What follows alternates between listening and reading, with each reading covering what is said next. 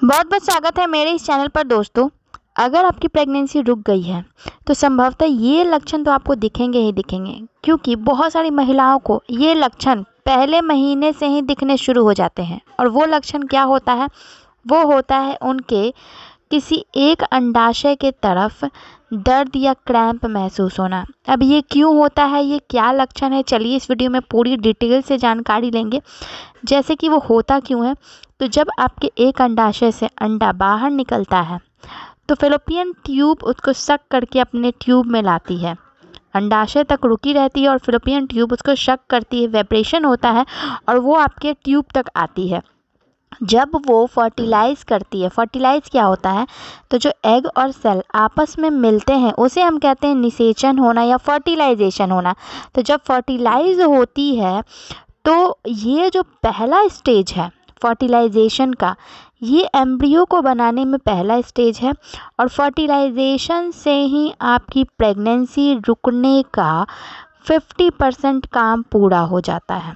कई महिलाओं के फर्टिलाइजेशन ही नहीं होते हैं, या तो उनके इन्वायरमेंट जो है प्राइवेट एरिया के वो काफ़ी एसिडिक है, जिसके कारण वो जो सेल है वो जल जा रहा है या फिर एग तक नहीं पहुंच पा रहा है।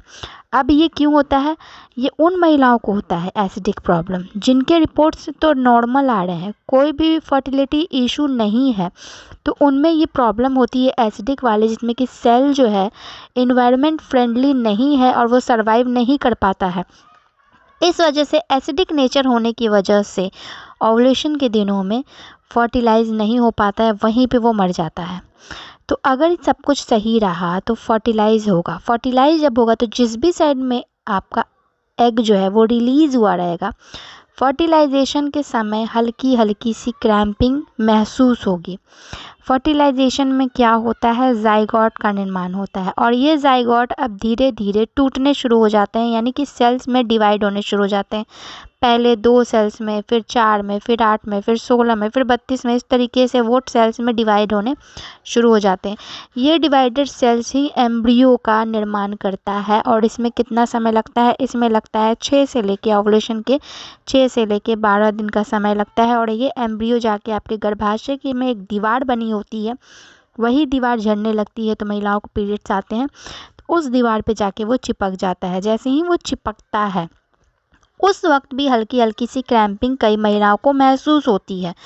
ये ज़रूरी नहीं है कि ये लक्षण सभी महिलाओं को महसूस हो, लेकिन कई हद तक अगर बात करें तो 30 से 40% महिलाओं को फर्टिलाइजेशन और इम्प्लांटेशन के समय ये जो प्रक्रिया हो रही होती है तो उनको ये लक्षण दिखते हैं।